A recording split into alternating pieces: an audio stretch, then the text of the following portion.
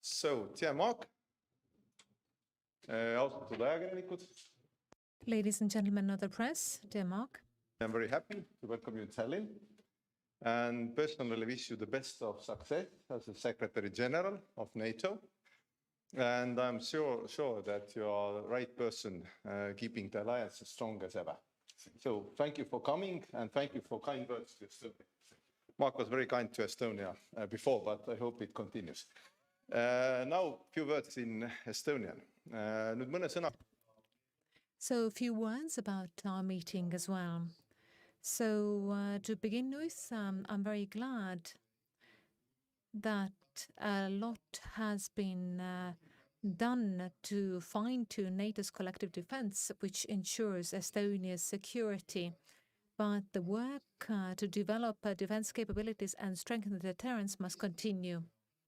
Estonia and many other allied countries have increased their defense costs in recent years, and we must move forward with it so that NATO's defense plans are covered with the necessary weapon systems and troops.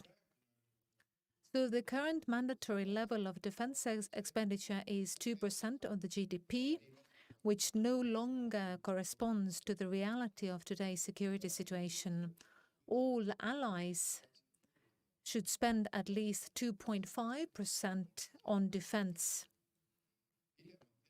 So at the Hague summit next year, at the latest, we need to make this as our common goal, and hopefully this topic will be covered. So this is going to be an additional signal to our adversaries and to our allies, and that our determination should not be put to test. We also talked about the fact that Estonia is very grateful for the presence of NATO and allied troops here. We are constantly working to improve the living conditions here and training opportunities so that allied soldiers would feel comfortable when contributing to our common security. So we will discuss Ukraine in more detail at today's working dinner after the press conference. But it is very clear that the situation there is going to be very difficult as the winter is coming soon. Russia has systemically destroyed Ukraine's energy infrastructure and carried out constant attacks on civilians. And in addition, Russia is a direct, significant and long-term threat to NATO itself. Putin wants to sow fear and hopelessness with his brutality, but we must not get tired or give up halfway. The outcome of this war is existential for the security of Europe and also for NATO.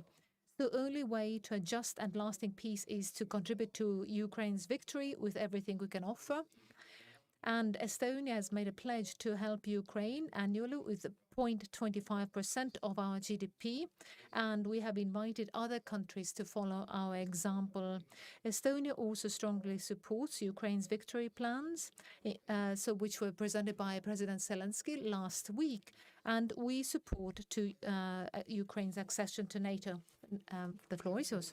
Prime Minister Michal, dear Kristen, thank you so much for welcoming me today in beautiful Tallinn. Good to be back. It's a pleasure to be here and to meet with you.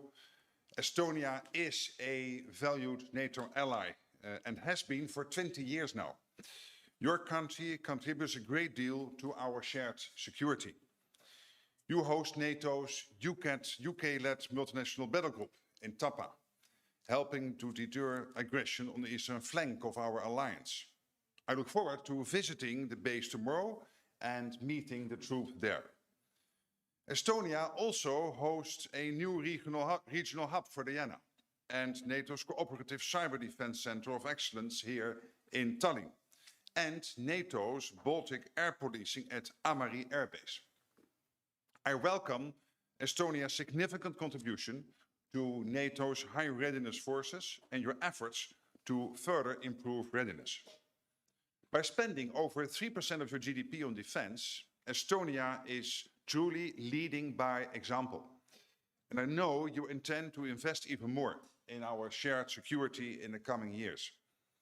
Investing more is something all allies will need to do to meet our capability targets. This is essential for us in order to continue to deter and defend against the challenges we face. Here in Estonia, you know how close some of those challenges can be. My first official travel as NATO Secretary General was to Kyiv, where I met with President Zelensky and reiterated NATO's steadfast commitment to Ukraine.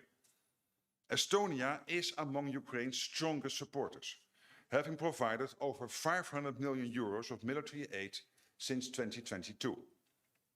And you have committed to supporting Ukraine with at least 0.25% of your GDP for the years to come. Today we discuss how to bolster our support for Ukraine. Now, through the difficult winter ahead, you already mentioned it, and also for the long term. Russia continues to attack Ukraine's critical energy infrastructure. And as winter approaches, our support to Ukraine remains critical. We are also working hard to deliver on the commitments made at the Washington summit in July, including a new command to coordinate security assistance and training for Ukraine, and our financial pledge of at least 40 billion euros in 2024. We also discussed ways to further strengthen NATO's defenses, including steps to make this region more secure. This week, Germany inaugurated a new NATO Naval Command Center for the Baltic region, which will better protect key supply and trade routes and critical infrastructure, making the Baltic waters safer and more secure. Dear Kristen, thanks again for your steadfast commitment to our transatlantic alliance. It's an honor to be here, and I look forward to working with you and, of course, also to answer maybe a few questions. Again, thank you. Thank you. Thank you. Aitäh ja nüüd palun mõne... And now a few questions. Indrek Lepik. Thank you.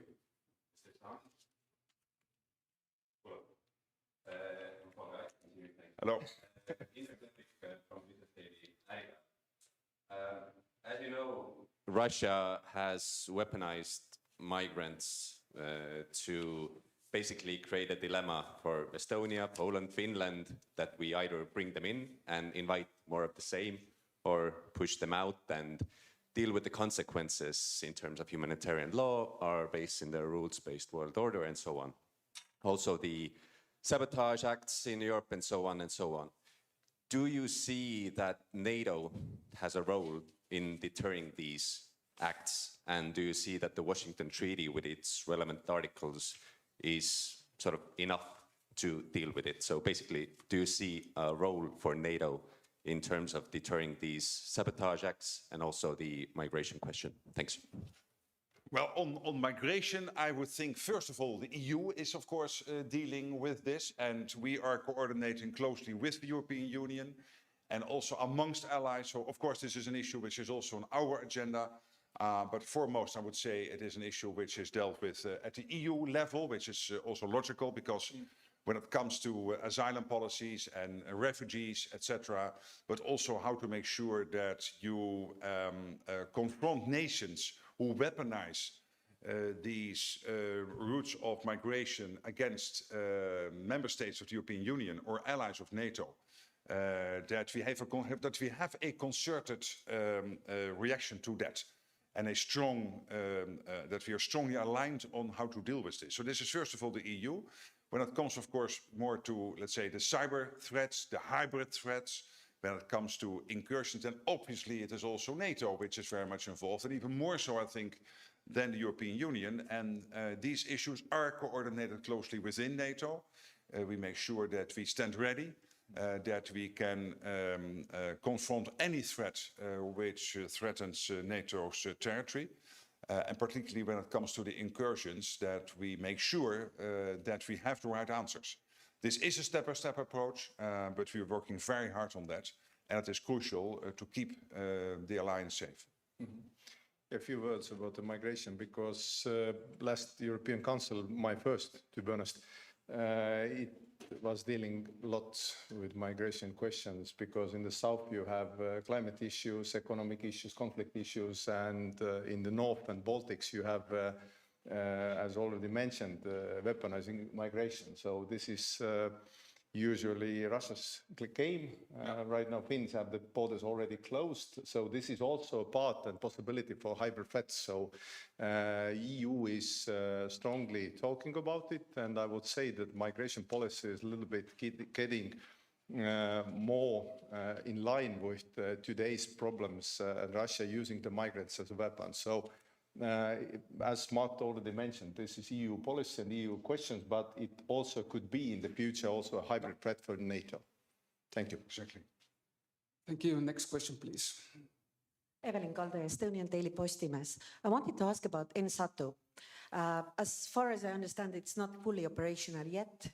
I wanted to ask how big percentage of the pledges made in Washington have been fulfilled already, and how many people are you still waiting for? And could countries like Estonia, who have done their part by Estonian case, I think with one person now, could help if they sent some more? And from our Prime Minister, would we be willing to help out if some extra people need to be sent? Thanks. Yeah, and NSATU was an important outcome of the Washington summit. It is the command being set up in Wiesbaden to coordinate weapons deliveries into Ukraine. And we know that many allies are working on getting weapon systems into Ukraine. You want to make the smartest combination so that you help Ukraine to the max, but also training. Other issues will be dealt with. At the moment, other structures are working on this. So as long as NSATU is not there, we make sure that at high speed and without delay, everything continues in terms of help to Ukraine. We now think that NSATU could be fully operational by the end of the year. We are working very hard on that. Many allies have already provided personnel to NSATU. Then, of course, you also have to make sure that they get deployed physically there, not only on paper, but also physically there. That's also getting better and better. And we are in constant communication with allies to make sure that those vacancies are filled. So I'm relatively confident that by the end of the year we will be there. But the most important thing is that as long as it is not finally done, that there is no gap in the work being done on training, on weapons deliveries, etc., into Ukraine, because we can't afford that. And the other decisions in Washington, JTAC being set up in Poland to capture all the learnings and make sure that Ukraine becomes fully interoperable with NATO, the 40 billion pledge, and we are halfway this year, we are halfway the 40 billion, even a bit more, 21 billion. So that is good news. Obviously, we need more. So we're working step by step on all these issues, and I think getting there. Yeah. Thank you. Next question. Arni Alandi, Estonian public broadcaster. And my question goes also to Secretary General.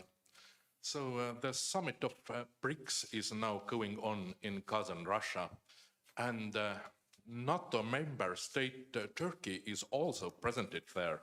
And as we know, Turkey also wants to apply a membership in BRICS, Russia-dominated organization. So must we be concerned? Well, let's not forget that Turkey is a very important ally in the alliance.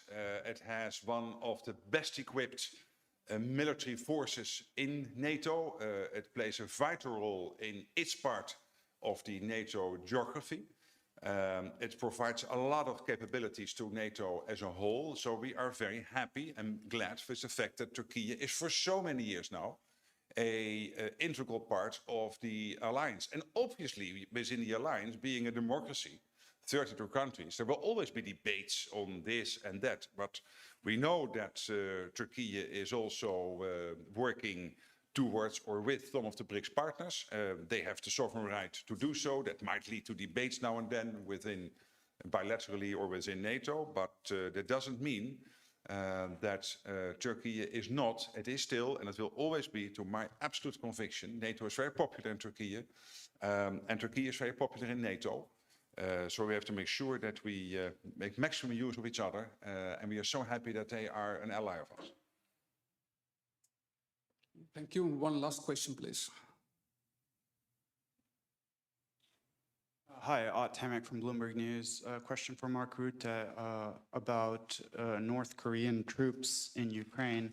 You said a few days ago that it was that you weren't able to confirm, based on your own information, that North Korean troops were actively engaged in the Ukrainian front so far.